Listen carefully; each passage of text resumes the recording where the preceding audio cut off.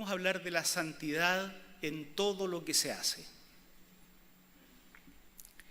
Deuteronomio 7, versículos 1 al 6. Leo. El Señor tu Dios te hará entrar en la tierra que vas a poseer y expulsará de tu presencia 7 naciones más grandes y fuertes que tú, que son los hititas, los gergeseos, los amorreos, los cananeos, los fereceos, los heveos, los jebuseos. Cuando el Señor tu Dios te las haya entregado y tú las hayas derrotado, deberás destruirlas por completo.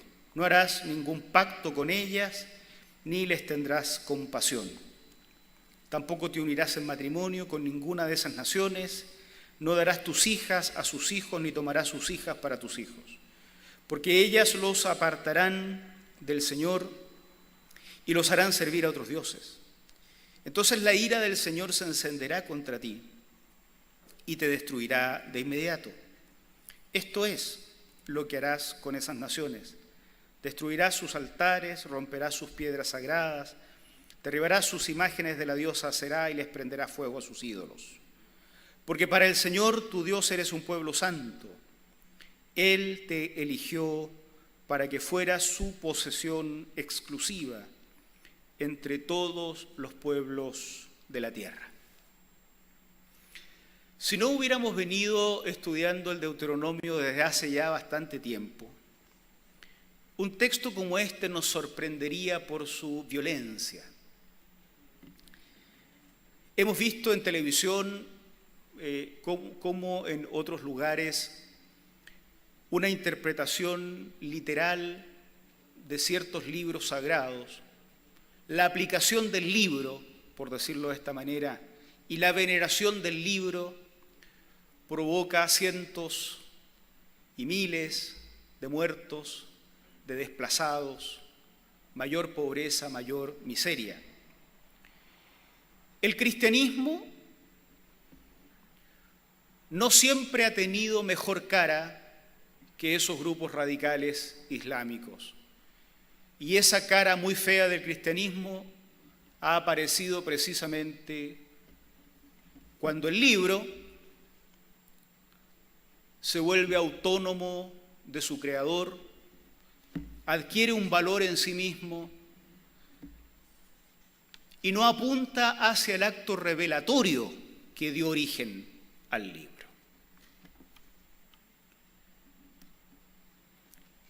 Hemos en algunas ocasiones anteriores explicado que es importante tomar en cuenta que el mensaje de las Sagradas Escrituras se comunicó en el pasado, en el momento en que se escribió, en las categorías culturales de la época en la cual surgió.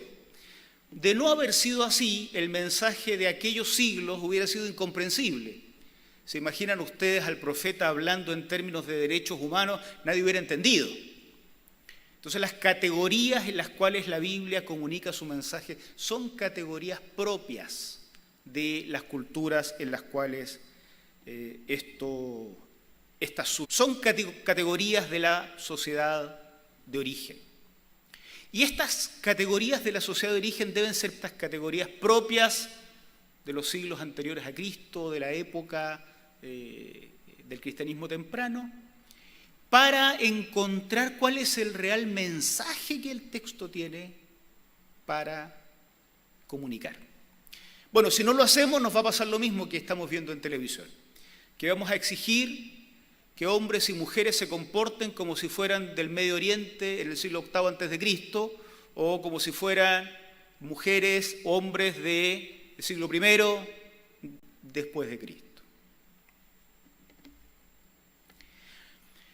Ahora, estas categorías en las cuales el mensaje se comunica no nos impide ver el mensaje y las preocupaciones que están insertas en los relatos que tenemos que estudiar.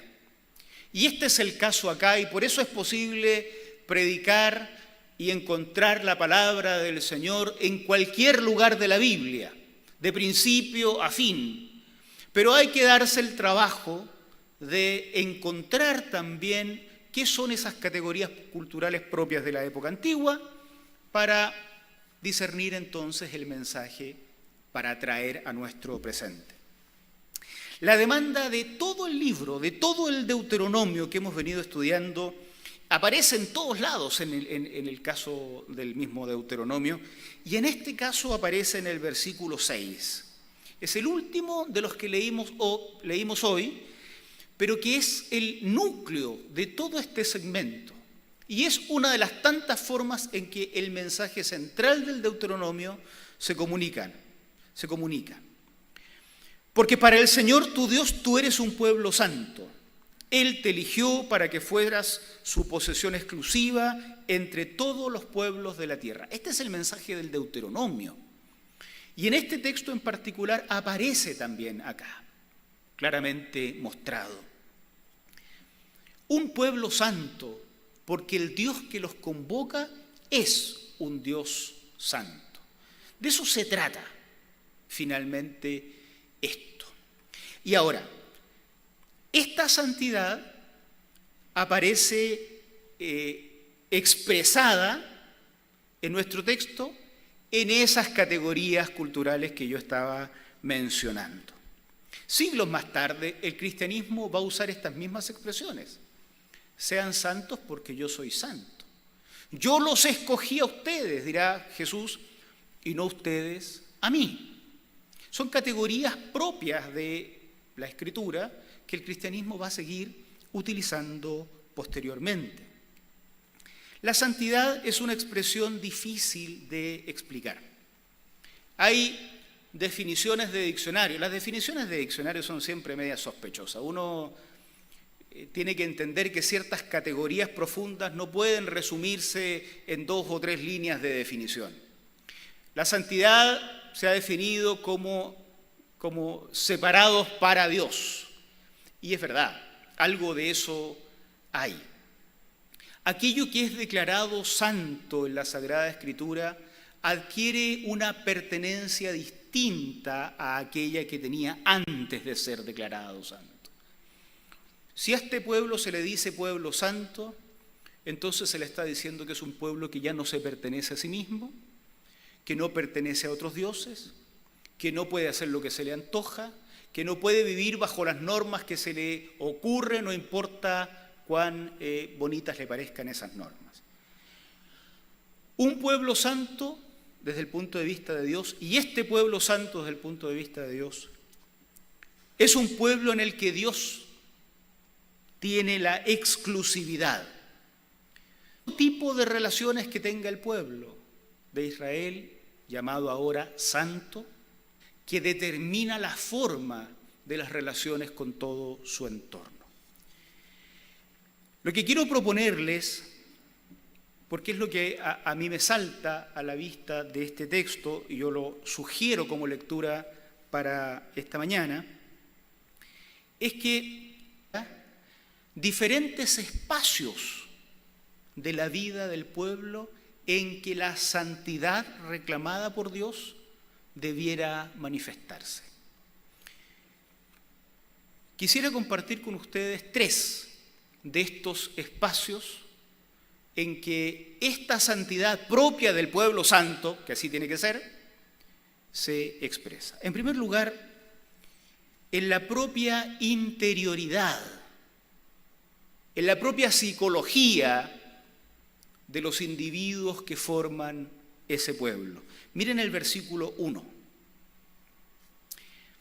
El Señor, tu Dios, te hará entrar en la tierra que vas a poseer y expulsará de tu presencia a 7 naciones más grandes y fuertes que tú, que son los hititas, los gergeseos, los amorreos, los cananeos, los fereceos, los jebeos y los jebuseos. Estos listados de pueblos a los cuales se expulsa van cambiando a lo largo del Antiguo Testamento. Normalmente se le dice, yo expulsé a tales pueblos, y aparecen otros nombres, y lo que muestra que en realidad lo que intenta decir es que los pueblos que habitan la zona, que eran más poderosos, habían sido expulsados por Dios. El aspecto que determina la santidad del pueblo, en la interioridad de cada individuo, está dado por este llamado a reconocer, primero que todo, que el gestor de todo este movimiento desde la esclavitud a la posesión de la tierra es Dios. Aquí no hay muy capacitada del pueblo que gracias a sus esfuerzos lograron ganar la victoria. No. El Señor tu Dios te hará entrar en la tierra que vas a poseer. Y si el Señor tu Dios no te hace entrar en la tierra que vas a poseer, nadie te va a hacer entrar en la tierra que vas a poseer. Debe quedarle claro al individuo, al hombre, a la mujer, al niño, a la niña, que marcha hacia la tierra prometida, que va viendo cómo quedan los despojos de los pueblos vencidos, debe quedarle muy claro que quien está movilizando hacia la libertad es Dios, no es Moisés, es Dios. No son los profetas, no son los grandes poderes milagrosos, es Dios el que te hará entrar en la tierra que vas a poseer. Y para hacerte entrar a la tierra que vas a poseer, va a expulsar a naciones que por fuerza propia jamás podrías expulsar, porque son 7 naciones más grandes y más fuertes que tú. Si sacamos a Dios de la ecuación, no hay liberación posible. Si sacamos a Dios de la ecuación, no hay victoria posible. Si sacamos a Dios de la ecuación, simplemente no existe el viaje en el que están insertos. Se trata entonces de una santidad al interior de la mente humana. Y decía que hablar de santidad en estos aspectos es complejo porque uno tiende a pensar a veces, producto de tantos años de pensamiento evangélico, que tener una mente santa es pensar en textos bíblicos, andar todo el día pensando en textos bíblicos y cantando coritos evangélicos, y hablar en Reina Valera y no usar palabras del castellano porque hay que usar palabras solo de la Reina Valera y de 1960, como conocemos los más antiguos. ¿Ah? Bueno, yo también conocí una anterior, pero no voy a seguir confesando cosas. No. La santidad al interior de la mente de estos individuos en proceso de libertad está dada por una mente que reconoce que cada paso en la vida, cada victoria en la vida, cada inicio de proyecto, cada proceso en el proyecto y cada finalización exitosa en el proyecto ha sido originada en su Dios. Reconócelo en todos tus caminos, dice la expresión de la sabiduría hebrea. Reconócelo en todos tus caminos. Hace unos días reflexionábamos acá de cómo las grandes victorias podrían llevarnos a alejarnos del Señor. Conquistaremos naciones y todo lo que eso signifique hoy. Carreras, estudios, familias, proyectos empresariales. Conquistaremos a nuestras 7 grandes naciones, más grandes y fuertes que nosotros también en nuestros días. Pero la santidad interior demanda que se reconozca que la victoria siempre la da el Señor. Así es que aquí hay un espacio, el de la interioridad de la mente humana, que se requiere que sea santo. Y que sea santo significa que tenga sentado en el centro a Dios. En segundo lugar, la familia. Miren los versículos 3 y 4. Tampoco te unirás en matrimonio con ninguna de esas naciones.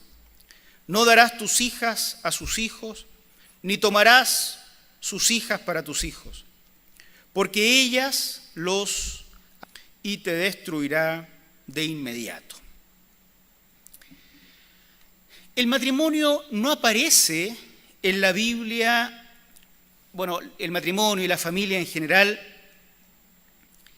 como una meta hacia la cual todo individuo debe marchar como fin último de su existencia.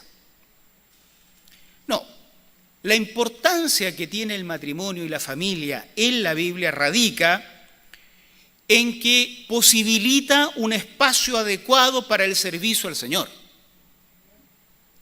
Si ustedes leen con cuidado los textos bíblicos, es la cotidiana de la transmisión de la revelación del Señor. Entonces, esa es la gran importancia de construir familia, crear espacios felices, plenos, a las siguientes generaciones. Pero si el matrimonio, si la familia tiene como resultado la creación de otros dioses, el reconocimiento de otros dioses, entonces la familia ha perdido su valor, ha perdido su importancia, ha perdido su razón de ser, o por lo menos el valor que le reconoce la Sagrada Escritura. Esto no solo pasa en familias no creyentes, esto también pasa en familias cristianas. Matrimonios cristianos que consideran un gran logro llegar al estado del matrimonio. En algunos casos, producto de la influencia del entorno, se considera que la meta última del cristiano, la meta final, es construir matrimonio. Una vez que se llega al matrimonio, se acaban las ilusiones, se acaban los proyectos, se acaba la existencia, llegué al fin de mi razón de ser. Bueno, es un error. Cuando eso pasa, entonces comienza a descuidarse que eso era una forma de crear un espacio adecuado, propicio para la conservación de la revelación del Señor y para la transmisión de la revelación del Señor al resto de la sociedad, a la generación siguiente, si nos corresponde tener hijos o hijas. Así es que pudiera darse que construyamos familias donde no haya santidad.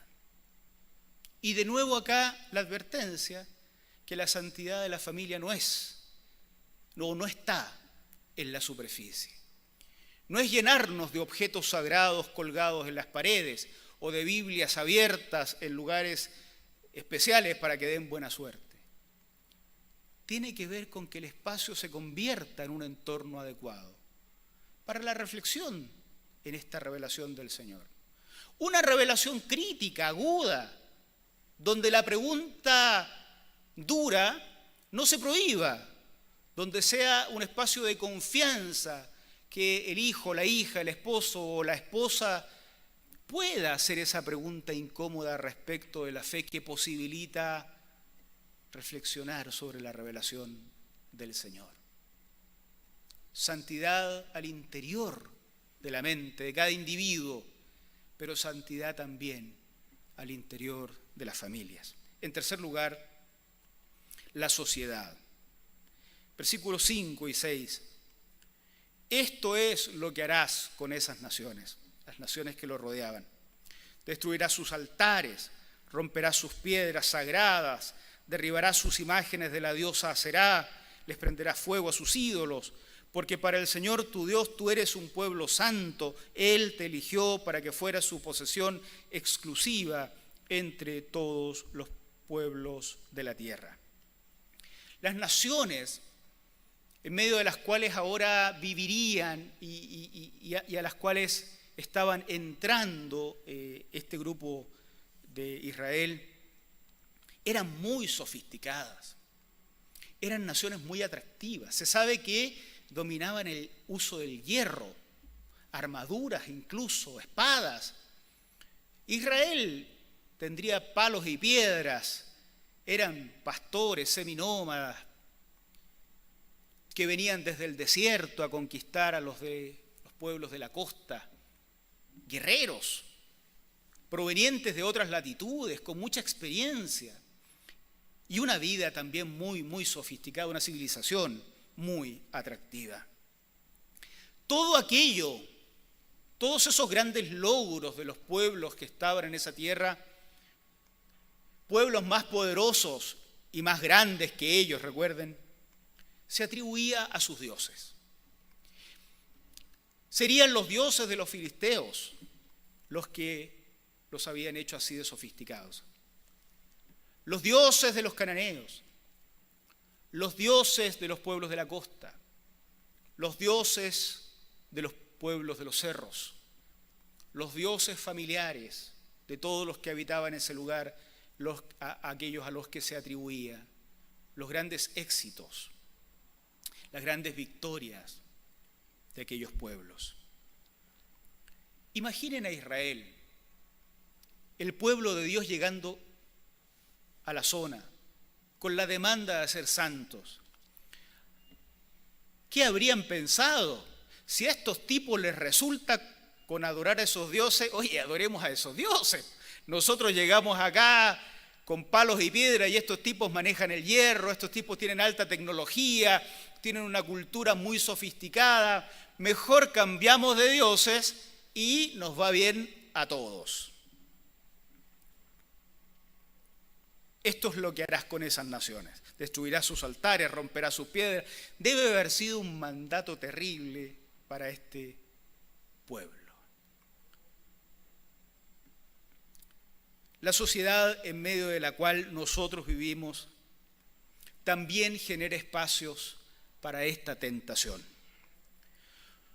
Los dioses que prosperan hoy no son los dioses no tienen como característica propia la misma de nuestro Dios. Si de nuestro Dios se dice que es misericordioso y justo, grande en misericordia, tardo para la ira, los dioses que hoy generan prosperidad no son de los que dicen justicia, ni de los que dicen misericordia. Y también nosotros somos tentados a vivir bajo la consigna de esos dioses. Como Israel. Si aquí los que prosperan no adoran al Dios de la Biblia, no se dice de ellos que son justos, no se dice de ellos que son honestos, no se dice de ellos que son misericordiosos, no se dice de ellos que miran al prójimo. La rapiña de la que hablábamos la semana pasada campea en el área de acción de esos dioses. Nosotros hemos crecido en estas sociedades. Sus dioses parecen tremendamente atractivos, muchos más que los nuestros, frecuentemente, mucho más que el nuestro. Para finalizar, algunas ideas solamente, queridos hermanos y hermanas. Nosotros somos llamados a ser también un pueblo santo. A nosotros también se nos dice que Dios nos llamó para ser un pueblo santo, posesión exclusiva de Él. En la reunión de hombres el viernes leíamos nación santa, pueblo adquirido por Dios. Todas estas expresiones se aplicaron a la iglesia con posterioridad. Así es que a nosotros también se nos llama a ser santos. Esta sí que es una palabra antigua de esas que uno tiene que conservar, porque están cargadas de un sentido que no hay que perder. Santos, santos. Pero nosotros siempre decimos acá, con todo el respeto posible, no santurrones, santos. Y entonces santo significa que en lo interno, en nuestras percepciones de la vida, tal como la entendemos al interior de nosotros mismos. En los proyectos más personales, más íntimos, en la soledad más sola, déjenme decirlo así. Dios, el centro. Eso es santidad, Dios.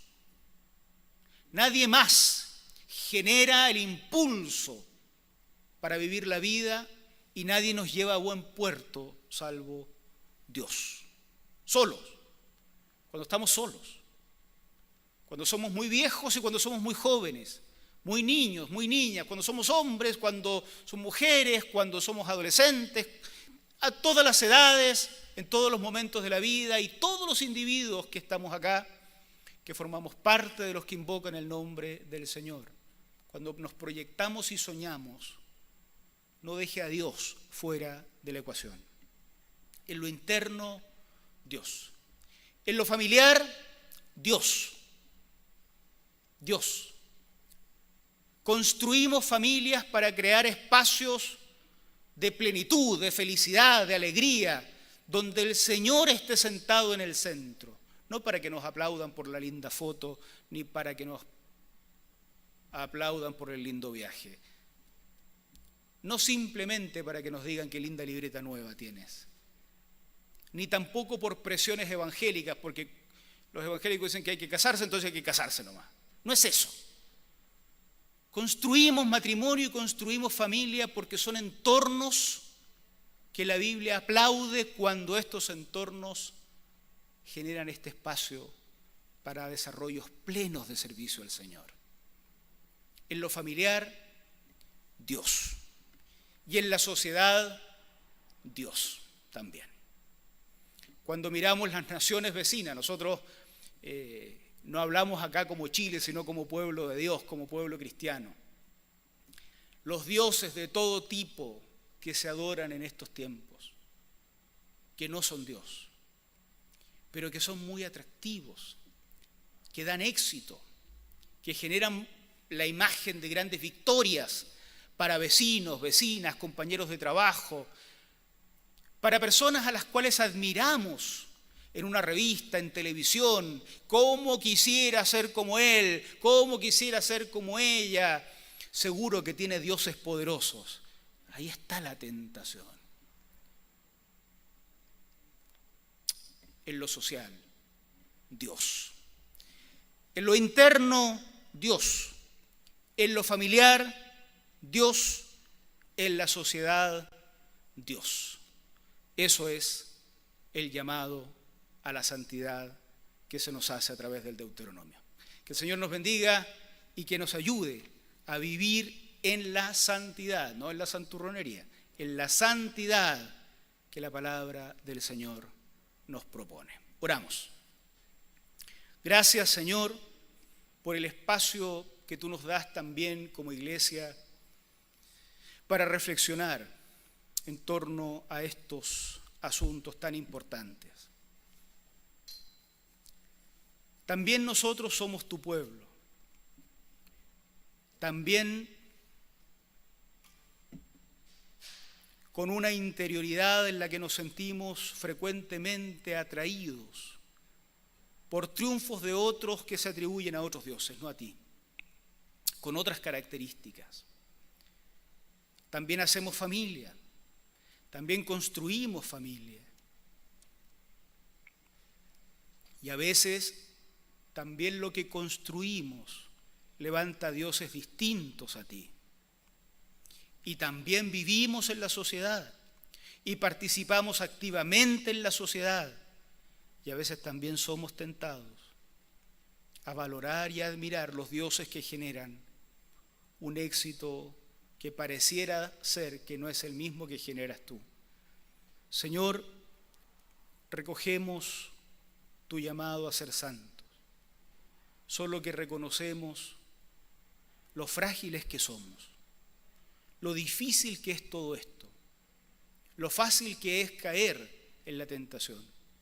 Y rogamos, Señor, que nos bendigas, que nos guíes y que nos ayudes. Danos una semana en que este llamado a la santidad pueda ser meditado en estos espacios de la vida cotidiana en los que transitamos, peregrinando hasta la patria celestial. Gracias, Señor, por este tiempo. Gracias por el inicio de estos encuentros presenciales.